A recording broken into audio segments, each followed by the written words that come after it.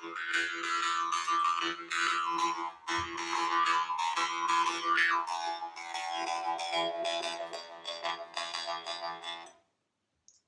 friends, Andy Vegan.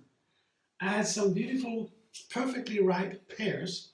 I ate one yesterday for dessert and they are large and I had them for some time here because I always get them when they are firm and because once they are ripening and they get soft you have to eat them fast.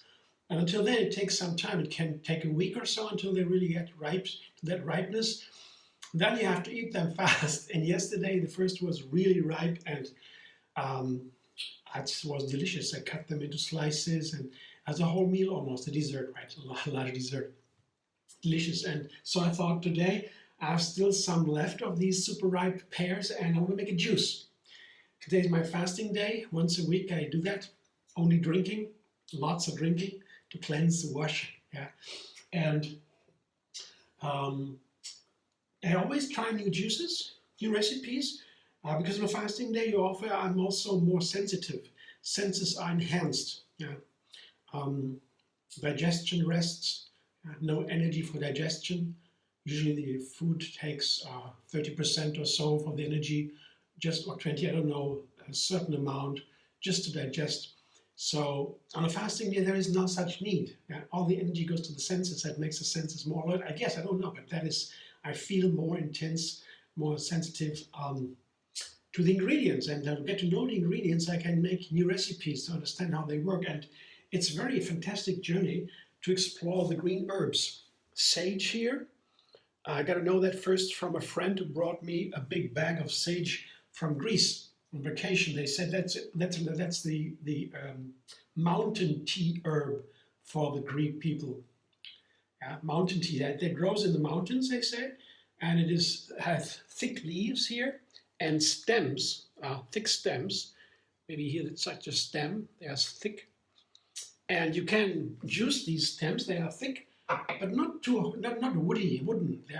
You can put them in the juicer, so they are strong, have a strong flavor. I don't know if you tried sage. It is what the Greek people, they use it for cold. You have a cold. They make a tea with these leaves. They're very strong flavor, like these kinds of things you take for cold, right? And it's wonderful. I tried it with beet juice. Recently I made a kale juice with sage and some other ingredients. Today I want to just go with the pear because the sweetness of the pear might be very nice with this powerful flavor. Like it tastes like something like something that runs out of a tree. You know, the juice from a tree. Has something that sage reminds me of. So let's see, and I added a lemon. Yeah, a third ingredient. I always begin when I explore a new ingredient or make a new recipe, something that I try to begin with 3 ingredients because there is some excitement beginning with 3. With 2 ingredients, it can be very easy to determine, right? You know, it can be boring a little bit when you have only 2 ingredients. It could be fascinating, but it could also be boring. But when you have 3 ingredients, it is still easy to determine which has to be more and which less. You don't need precise measurements. The more ingredients you add, the more measurements you need. But with 3, you're still good without. You can be intuitive, just feel it, and you're good and make small changes. And so the 3 is a great number to make a new recipe every day to begin. And then I add 2 more and so forth. Lemon seeds will be nice because they also grow in Greece on lemon trees, like in Italy, where I've seen them. In Spain, I've seen them there. Lots of lemon there. And I thought maybe, well, try them together. Why not? It is a sauce. I connect that with Greece and the Mediterranean, the lemon. Yeah. So let's see. It's like a lemon sage pear juice, and I might add a lemon peel a little bit. I have 1 lemon. As usually, I use 3 fruit, like apples, pears or so, oranges, and 1 lemon. Like small lemon, there are small oranges and so forth. But when you want to balance with this sweet fruit and the sour lemon, can only take so much lemon, and 3 to 1 to me has to show a reasonable ratio, 3 to 1, yeah. So 3 large pears, 1 lemon, medium size, small, and maybe some peel. Yeah, they have a similar, also a similar strong flavor as the green herbs here, and it might be too much to take all of the peel. I'll try that while juicing and then tell you afterwards how much lemon peel I could use, if at all. I will try. So in a moment I come back and then show you my juice.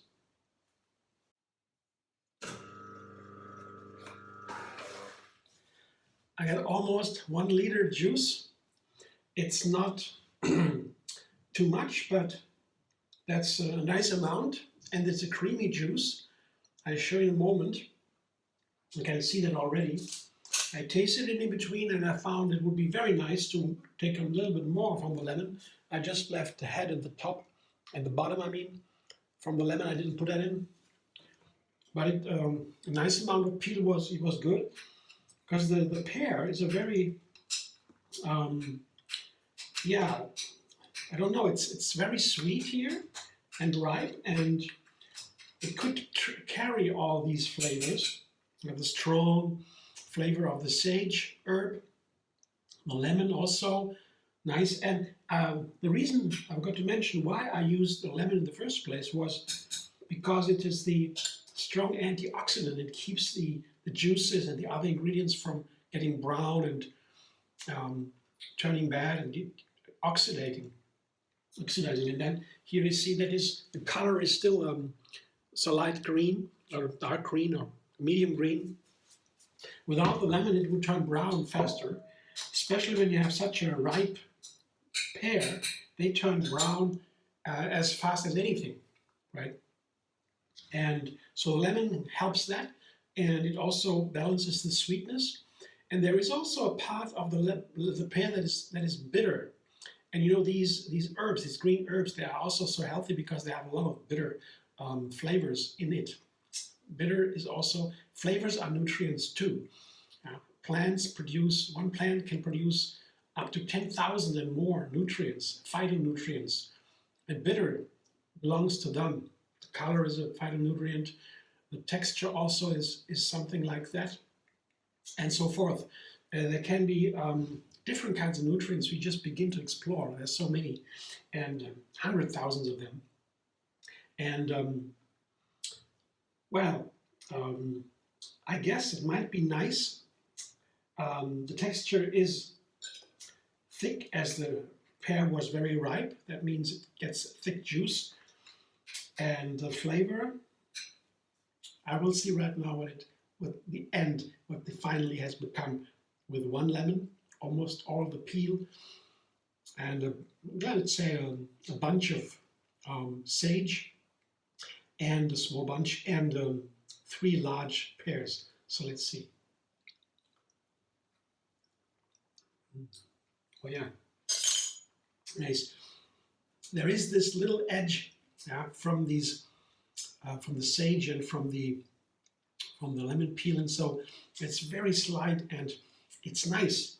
It is something, you would kind of enjoy, right? It's a characteristic flavor, a very strong flavor, but the pear is overwhelming. It's very strong and has a really nice balanced with these other strong flavors here. You see, this is the juice. You see, it's thick and creamy. These juices here, to me, on a fasting day, they are like a meal on a regular day. On a regular day, I usually have 3 meals or so, 2 to 3 meals, and snacks in between. And depends on the fasting day. I drink a lot of juice and water, plant milk, coffee, tea, veggie broth, whatever. 4 liters I need. I count that, I measure that, because I know when I drink less, it could be I get a headache or so. Cleansing can be strong on a fasting day, especially when you do it every week, for years, and so it gets deeper and deeper down into the layers of the personality of the body and the mind. There are things hidden from a long time ago, and only when you are persistent, you do it every week, like a yoga every day, then you get to the results you desire, enlightenment in the end, being happy always, and so these kind of things. Also for the health, you go deeper and deeper to remove these obstacles that have been there for some time. And so it can be strong, it can be intense, and for that it's important to drink a lot, because the toxins that come out of the blood into the blood from the body into the blood, they want to be removed from the body. Otherwise, they can damage the body. Kidneys, for example, it's a place where damage takes place by fasting. So in general, fasting is recommended together with a doctor and medical oversight. All doctors say that. We do 1 day a week only. It can already be too much. But the gentle juice fasting with juices is not a complete reduction of calories. So fasting is, medical definition is reducing calories over time. So you eat less calories, less energy than you used to. Then the body switches to another mode. It no longer burns sugar mainly, but it begins to burn ketones. They're called ketosis. It's a more efficient way to generate energy for the body. It's emergency measurement, and but it's more than that. So what also happens is that the cells of the body always produce protein, long strings of amino acids. The protein is made of amino acids, and when they're produced at 10,000s a day, a cell produces 10,000s or so of these protein strings, there can be mistakes. They misproduce something, and then they pile on a heap, a trash pile. All these falsely produced protein strings go on trash piles, and there's garbage, and the garbage needs to be taken out, like in the kitchen, right? And when we have too little calories, when we fast, the body does that automatically. It begins to eat itself. It's called autophagy in the medical science. Autophagy means eating yourself. Auto is self, and phagy is from the ancient Greek word eating yourself. And that is good if the garbage is taken out, so to say. But it only happens when you have special kinds of food or too little food. Special kinds of food I just named, for example, coffee. I wouldn't have expected that. Was very surprising to me to learn. Coffee is a very strong agent for autophagy. It makes the body eat itself to bring out the garbage. So coffee is cleansing. The best is filter coffee, they found. I don't know exactly why, but there were many experiments in the last 2 to 3 years. They're making more and more experiments on fasting. People are interested in that. And it seems to be very important for medical science. To know what happens during the fasting, and this is one of the findings. Interesting. Autophagy, there are other foods that do that too. You don't need to fast because doctors say don't do it without a doctor. If you have a medication, for example, doctors recommend it because the dosage can change and so forth. I see all these complications, but gentle juice fasting is not complete reduction of calories. It's just a little bit. You can be gentle with yourself, and if you feel great and have a lot of juices or other beverages, usually that wouldn't happen anything. 1 day only, right? So I have come down to that very gentle mode of fasting, but it is easy then to keep it up going for years and years. It's a part of my diet. It's a regular part of my diet, and so I enjoy it a lot. As you can see, I make always these juices. I've never made this before. Turns already darker a little bit. You see, just a little bit, but that's okay. I have to drink it soon. The fresh juices have to be drunk soon. Or you can also wait for a day or so, drink it next day in the fridge or so.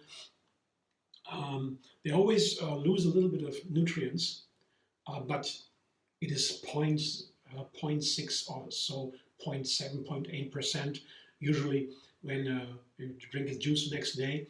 It's not that bad. It's still okay to drink it then. There's still a lot of energy then from the juice. But of course, best is fresh, and especially when they turn brown from oxidation, like the ripe pear or so, the earlier the better, of course. But it's all okay, no problem. as long as it's delicious. And yeah, when I drink that slowly, sip by sip, because the intestine does not work, pause, rests, the nutrients go direct into the bloodstream. There's no digestion needed, no fiber.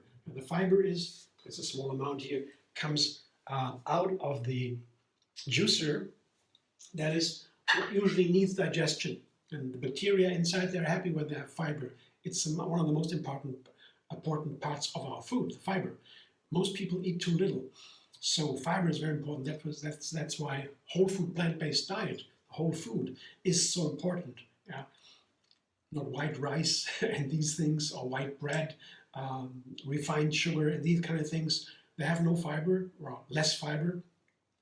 We need more fiber. It's in fruit and veggies only, and so that's what we need. And seeds, of course, also. Nuts. And yeah, there's no fiber on a fasting day, so digestion pauses and it goes directly into the bloodstream, the sugar or so, and then when you drink too fast, there can be sugar spikes in the blood, and they can cause disturbances in the system. Yeah?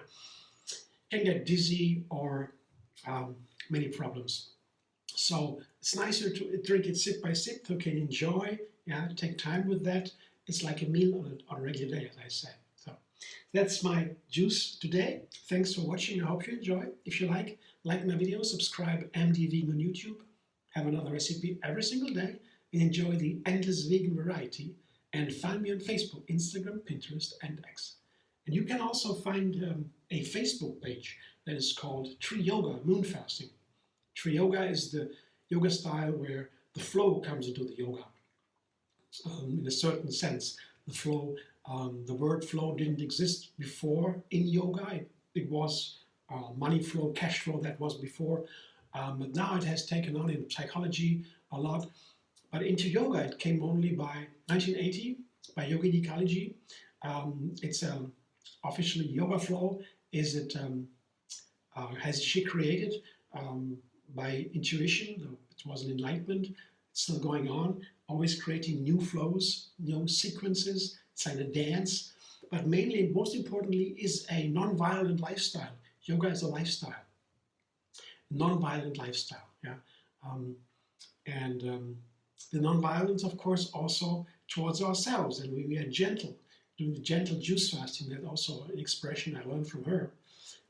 That is what you find on that page. There's a TriYoga moon fasting page with a calendar for the best fasting days if you want to go a step further. But I recommend once a week. Some people do it every other week. Friends of mine, I do it every week. But it's up to you if you want to try. So check it out. See you soon.